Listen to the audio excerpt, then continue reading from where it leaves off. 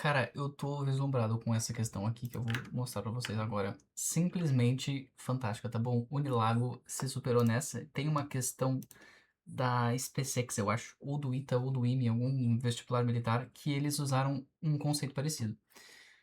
A questão diz o seguinte, né? Ele quer fazer deslizar um bloco de 1 tonelada por uma encosta que tem essa inclinação e vai ter velocidade constante. Se tem velocidade constante, significa que a força peso y dela é equivalente à força de atrito, tá bom? E ela tá numa velocidade específica. Ele pergunta pra gente relacionar estas coisas aqui, o que facilita muito a questão, porque ela tem vários números e dá muito pra se perder. E aqui sobre o gelo que derrete, relaciona as grandezas na coluna da esquerda. Ok, esse é o comando, né? Considerando são essas informações que ele nos dá. Ok, vamos organizar então. Primeiro a gente vai ter aqui nosso desenho para nos guiar, tá bom? Que vai ser mais ou menos isso aqui assim. Que ela vai estar aqui um blocaço de uma... Nossa senhora, um blocaço de 1 tonelada. Mais ou menos isso. Um T. O peso nominal dela vai ser de 1 milhão, ou perdão, 10 mil. Então, 10 mil. E eu sei que ele tem uma PX, e essa PX ela é igual a FAT, que está aqui embaixo. Ela é equivalente. Então, eu preciso descobrir qual que é essa PX, que seria esse valor aqui multiplicado pelo seno. E o seno a gente tem, o seno de 10 é 0,17. 0,17 é a mesma coisa do que tirar dois zeros aqui e multiplicar 100 por 17, que vai ficar... PX, PY no caso, né? Não, PX, perdão. Era PX mesmo. É igual a 1.700, tá bom? Então a força de atrito tem que ser 1.700. Ok, isso a gente já sabe. Aí ele fala, né? É um bloco de gelo. O que acontece? Quando a gente tá dentro de um carro, ou tá andando de bike ali, se tu tá descendo uma ladeira e tu senta o dedo no freio, tu vai escutar uma barulheira. Talvez se teu freio for de disco, dependendo da forma como tu aperta, ele vai soltar um barulho também, um ruído. E se tu parar a bicicleta eventualmente e botar a mão no freio, tu faz queimar, dependendo do quanto que tu ficou segurando ele. Então por isso que treinos em lomba muito, muito grande, né, com mais de 1.000 metros de altitude, de altimetria, né, então subir mais de 1.000 metros, quando tu desce, tu tem que ir segurando o freio pra tu não sair voando, né, porque é muito mais difícil fazer curvas na velocidade. Então tu tem que estar com o freio muito em dia, porque o teu freio pode literalmente pegar fogo ou simplesmente ficar tão poído com o calor que ele estraga, e aí tu morre, é mais ou menos isso, tá bom? Então a gente sabe que a gente tem essa FAT, né, fazendo com que o gelo seja parado constantemente, né? Então ele vai igualar a força e ele vai crescer a uma velocidade constante.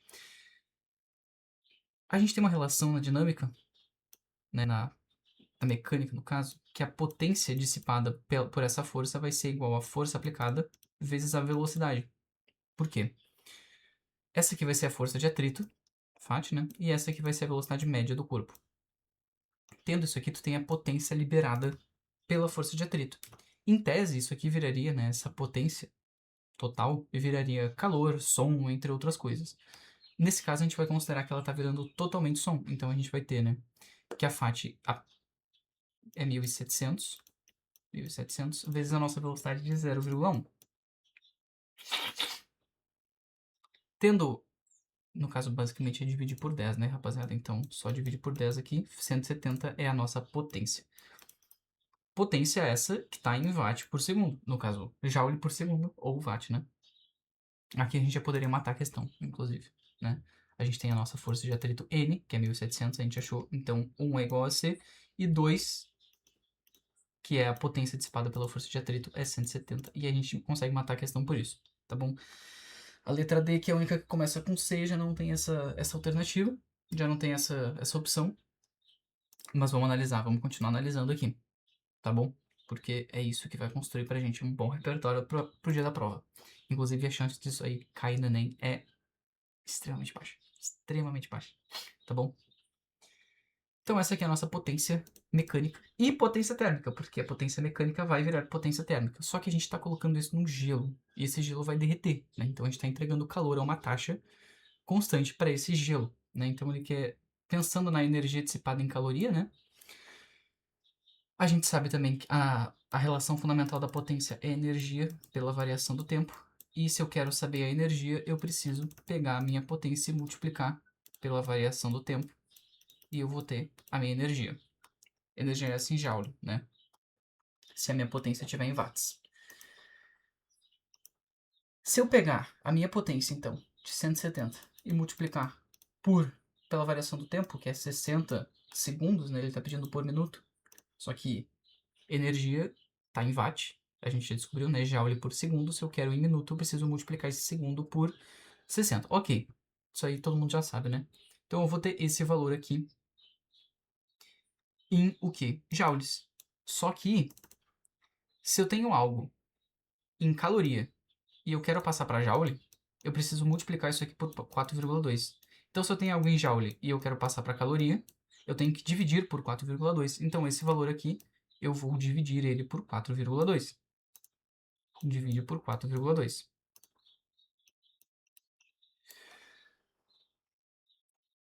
Eu faria essa conta aqui? Não.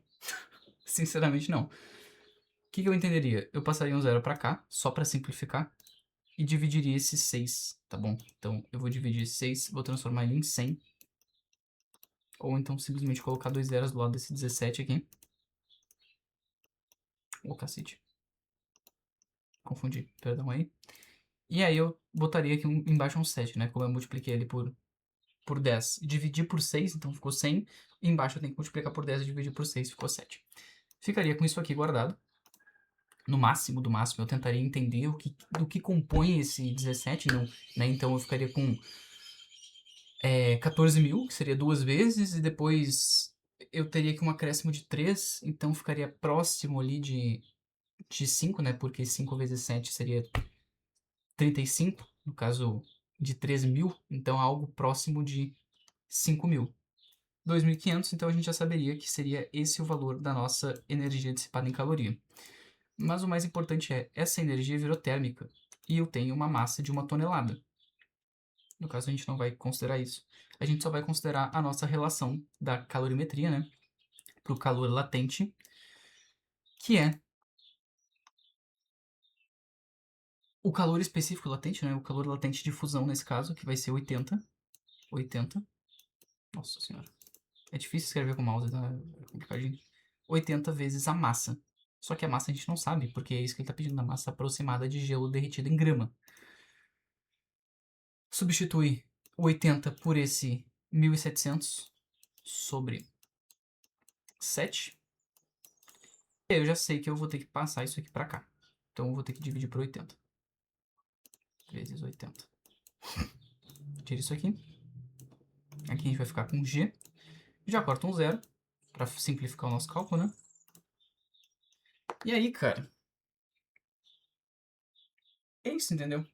O que eu vou te falar? Tu vai ter que dividir esse cara por 8, que eu acho que é a coisa mais simples de se fazer. No caso, tu ficaria com 850, 425, 425, 425 por 2, 212,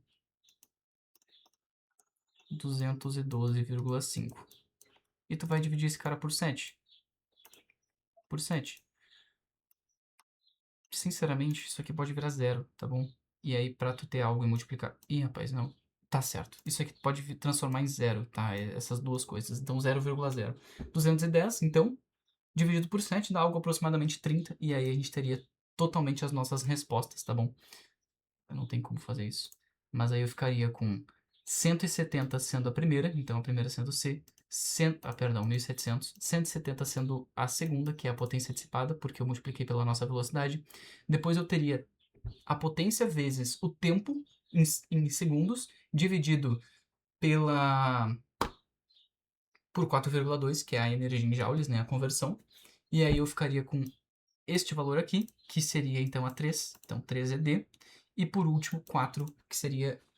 Aliás, o 4 seria 30, que é a massa total derretida desse gelo. Então, para a gente fazer com que esse gelo desça essa encosta de 10 graus de inclinação, ele vai ter que ficar a cada minuto derretendo 30 gramas dele. E a gente poderia até calcular quanto tempo ele vai demorar para ser totalmente derretido, mas isso é uma completa insania, provavelmente vão ser muitas horas.